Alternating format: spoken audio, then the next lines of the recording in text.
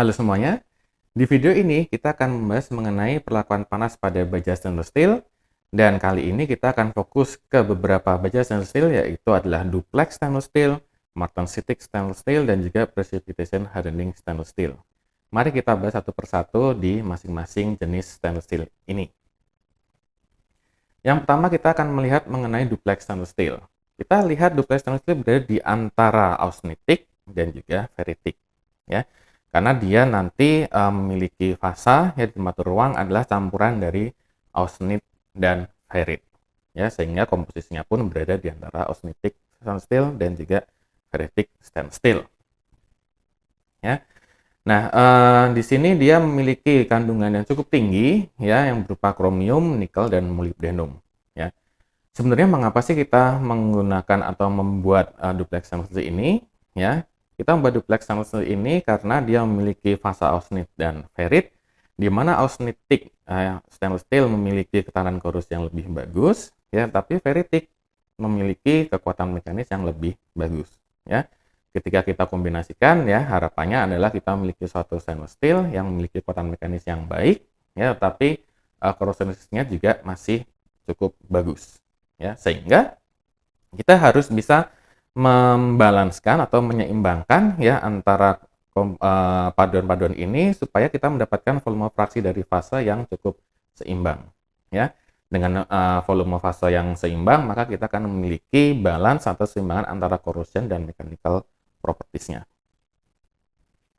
Nah, tapi yang harus diperhatikan adalah karena dia memiliki fasa austenit dan fasa ferrit, maka beberapa hal yang harus diperhatikan di austenitic stainless steel dan beberapa yang diperhatikan di ferritic stainless steel semua muncul di duplex stainless steel.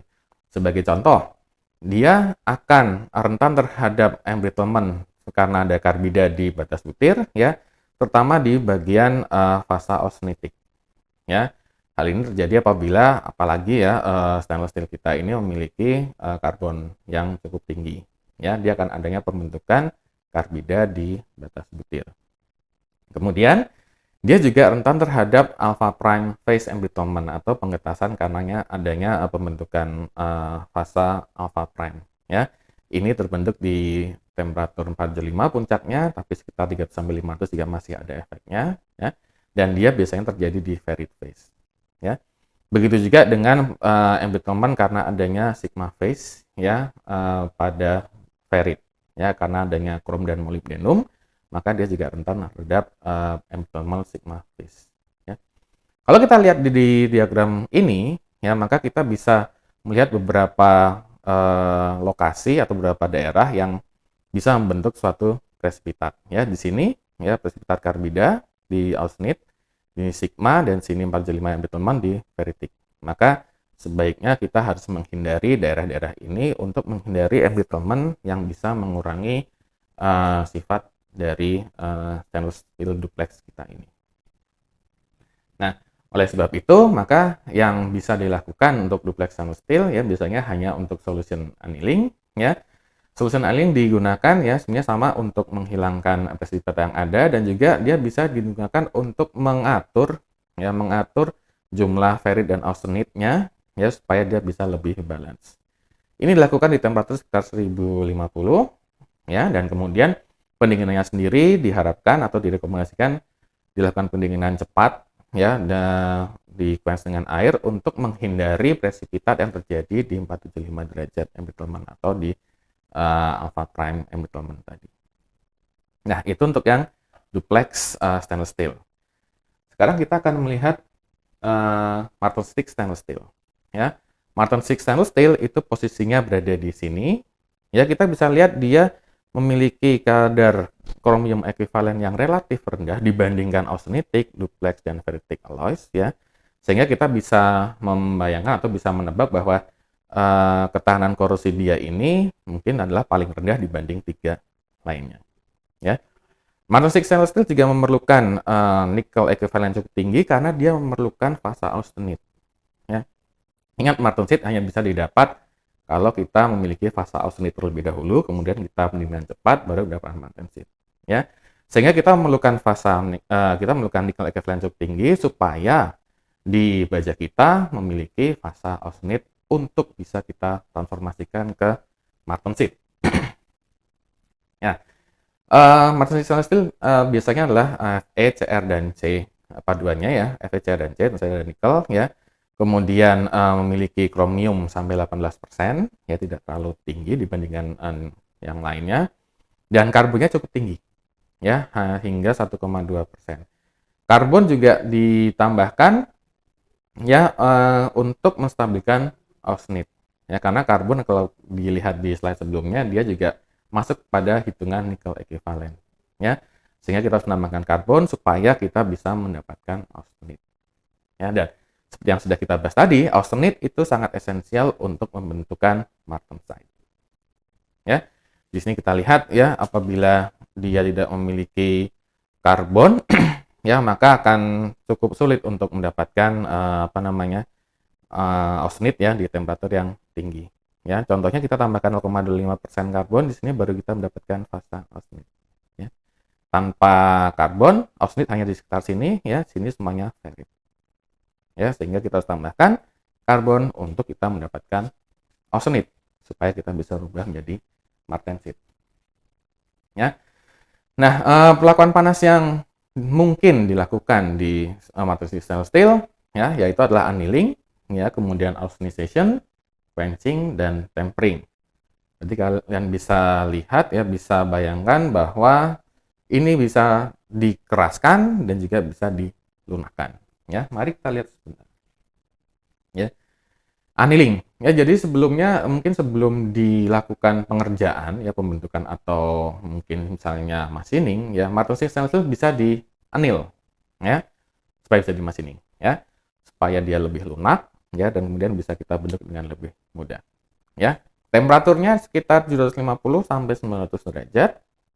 Kemudian didinginkan lambat ya melalui furnace atau air cool. Jadi pendinginan dalam dapur atau pendinginan di udara biasa. Ya, ini untuk annealing.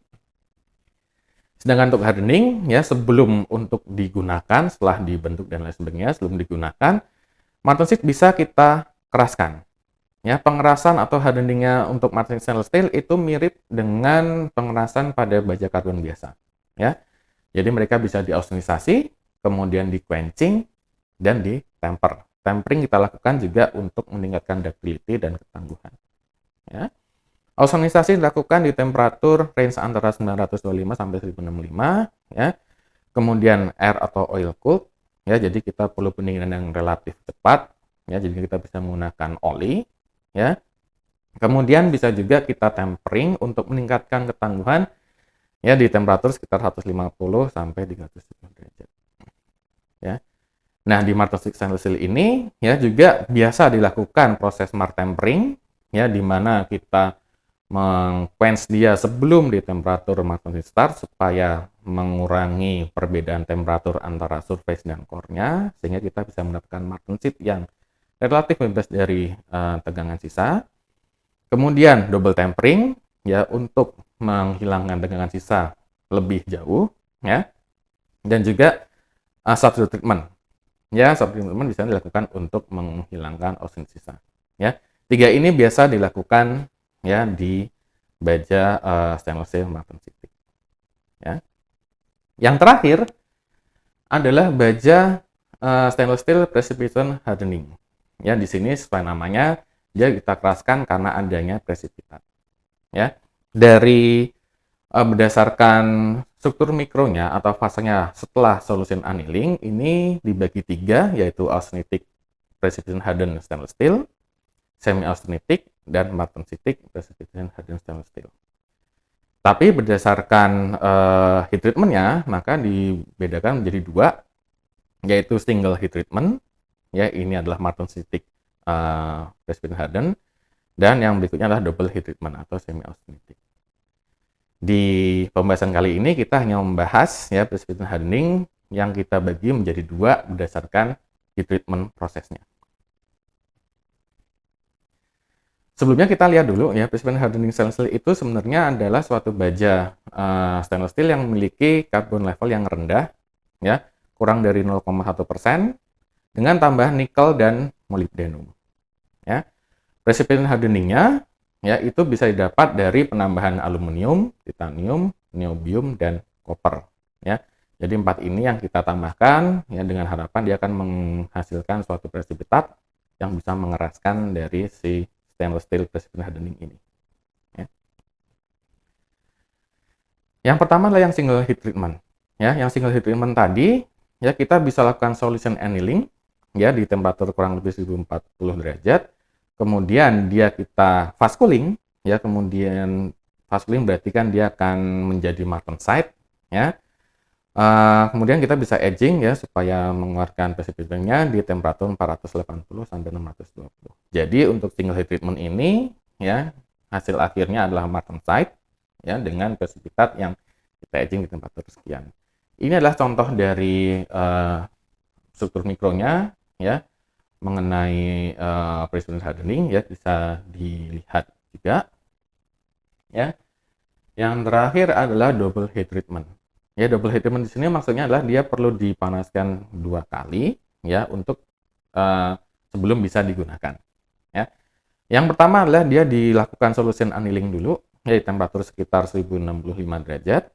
Ya, kemudian setelah di solution annealing ya dia kita dinginkan menggunakan air atau water ya, tetapi nanti setelah solution annealing fasanya akan tetap austenite. Ya. Jadi tidak seperti tadi yang setelah didinginkan menjadi martensit ya.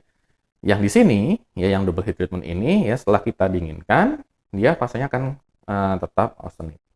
Ya.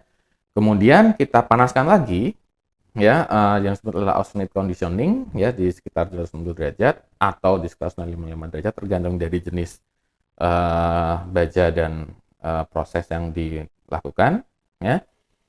Dia dipanaskan kemudian didinginkan dengan menggunakan udara. Ya, hal ini akan mendestabilizing austenite-nya, jadi austenite-nya akan tidak stabil dan dia akan bertransform menjadi martensit. Ya. Kemudian kita bisa aging, ya temperatur agingnya sekitar 565 dan 595.